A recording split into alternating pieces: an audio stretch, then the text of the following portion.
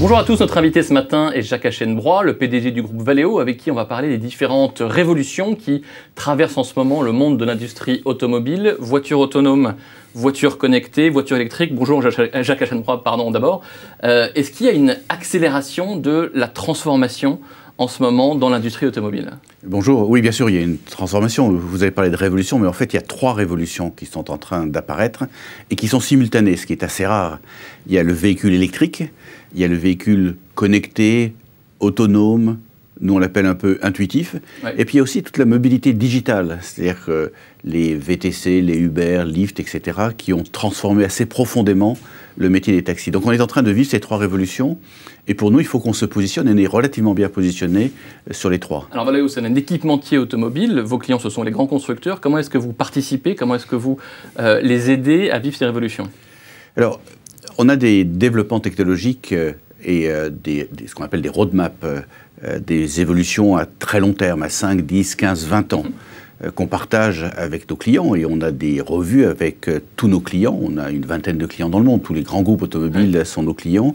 Et on partage ces roadmaps technologiques avec ces clients. Et puis on fait aussi des enquêtes consommateurs. C'est-à-dire qu'on va directement vous interviewer. On fait une vingtaine de milliers d'enquêtes par an en Amérique du Nord, dans certains pays européens, en Chine, en Corée, au Japon, quelquefois avec nos clients, de manière à bien comprendre l'évolution sociologique. Qu'est-ce qu'ils attendent? Ce qu'ils attendent. D'autant plus que dans ces 3 révolutions se greffe une évolution sociologique assez importante. Est-ce que vous et moi resterons dans le futur propriétaires de notre voiture, ou est-ce qu'on achètera un service qui est un service de mobilité? Est-ce qu'on partagera la voiture? Et si on partage la voiture, à qui elle appartiendra? Donc on voit qu'il y a non seulement les 3 révolutions technologiques dont je parlais, mais il y a aussi une évolution sociologique assez importante. Et on ne sait pas à quel rythme.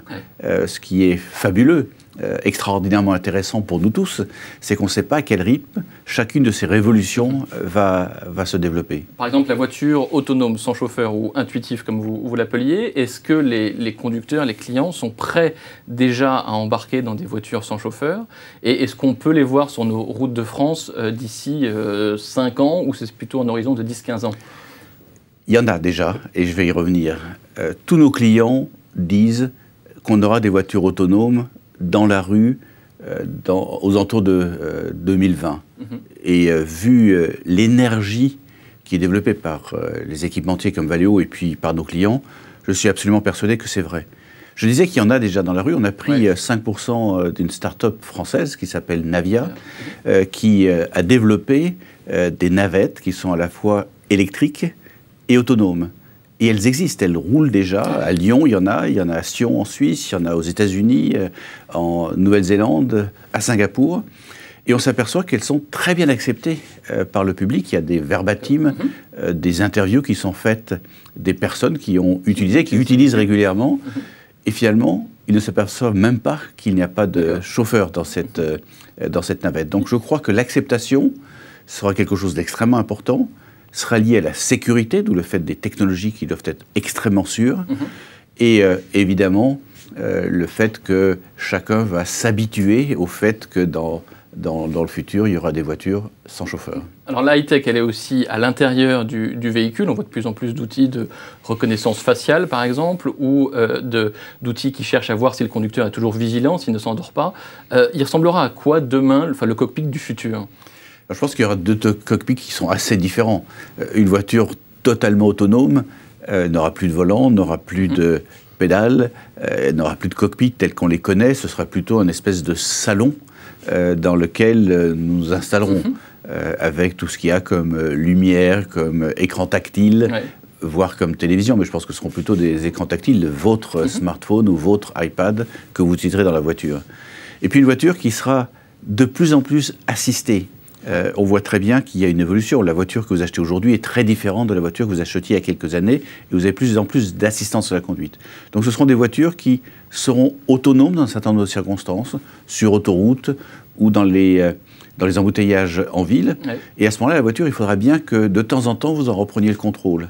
Et toutes les caméras dont vous parliez, c'est pas Big Brother qui est dans la voiture, mais c'est le fait de voir si vous êtes suffisamment attentif pour, en quelques secondes, reprendre le contrôle de votre voiture dans une situation d'urgence. Donc on voit que le marché va continuer de se segmenter dans des voitures citadines et électriques, dans des voitures qui seront partagées, et puis dans des voitures qui seront la vôtre et la mienne, de plus en plus autonomes. Et vous, Valeo, vous êtes présent sur ces outils-là, vous travaillez déjà sur ces outils-là? Alors on travaille sur toutes ces révolutions, et on a des concepts. On travaille bien entendu sur le véhicule électrique, on a sur ce qu'on appelle le mild hybrid, c'est les hybrides, alors c'est un peu technique, mais 48 volts, où on a pris à peu près 60% des commandes qui ont été données ces 18 derniers mois, à la fois en Europe et dans la plupart des pays asiatiques.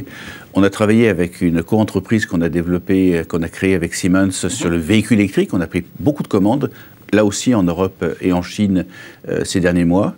Et puis bien entendu, sur la voiture autonome, on est le numéro 1 mondial sur tous les capteurs. C'est ce que j'appelle les yeux, les oreilles de la voiture, que ce soit les caméras, que ce soit les laser scanners, que ce soit les radars, que ce soit les capteurs ultrasons. On est le numéro 1 mondial de ces capteurs, mais aussi de tous les logiciels. Comme votre cerveau, il faut coordonner vos yeux et vos oreilles. On développe tous les logiciels qui permettent de coordonner l'ensemble de ces capteurs. Alors tout ça sont évidemment des efforts très importants de recherche et développement, d'innovation.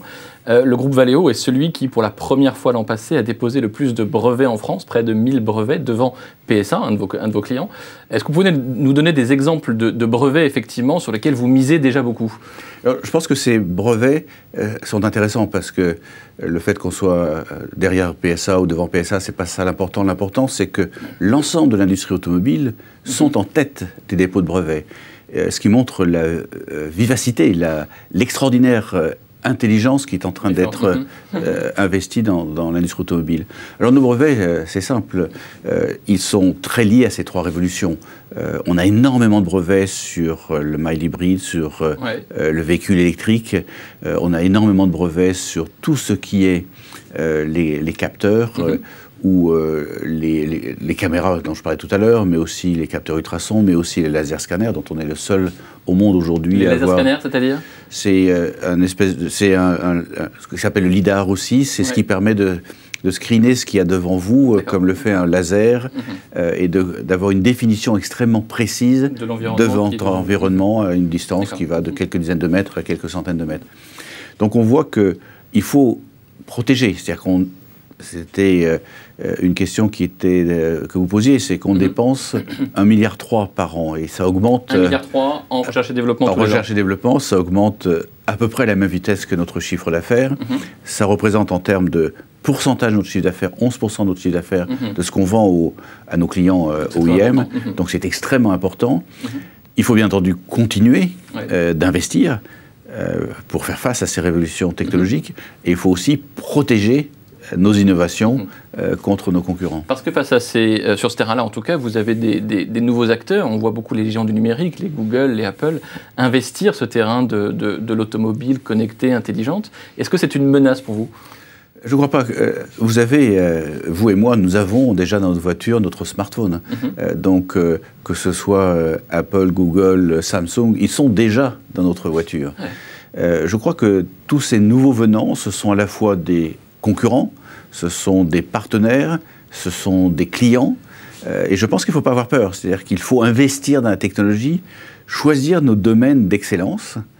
On les connaît, le véhicule électrique, j'en ai parlé, les capteurs, on les connaît, et être absolument incontournable et plus fort que l'ensemble de nos concurrents sur ces capteurs, de manière à ce qu'ils soient à la fois des partenaires et des clients potentiels. Évidemment, si on est mauvais, ils deviendront des concurrents et ils nous lamineront. Mais c'est le jeu de l'industrie. Il faut absolument en permanence être à la pointe du progrès. C'est ce qu'on essaye de faire. Et cet effort de recherche et développement, il se fait en France. Est-ce que le Made in France, aujourd'hui, est possible dans l'industrie automobile? Je suis extrêmement positif sur le Made in France. Le Made in France va changer. Quand on regarde Valeo, on a 1000 personnes de plus qu'avant crise. On est 15 000 aujourd'hui, on était 14 000 avant crise. La sociologie, si je peux utiliser cette expression, a profondément changé. On a 1000 opérateurs en moins et 2000 ingénieurs en plus. Ce qui veut dire qu'on a de plus en plus d'intelligence, de plus en plus d'intelligence dans nos usines, de plus en plus d'intelligence qui est investie en France. Et je pense qu'il faut continuer absolument, et je suis extrêmement positif. On a d'excellents ingénieurs en France, on a de très bons opérateurs, nos usines sont en profonde mutation, il y a de plus en plus d'ordinateurs sur nos lignes de production. Il faut former en permanence notre personnel de manière à ce qu'ils soient eux aussi à la pointe du progrès. Je suis extrêmement positif. Il y a toute une série de problèmes à régler dans notre pays. J'espère qu'ils seront réglés. Mais en tout cas, nous avons énormément investi en tant que Valeo en France et nous continuerons d'investir en France. Merci beaucoup Jacques Aschenbroich. Bonne journée. Merci.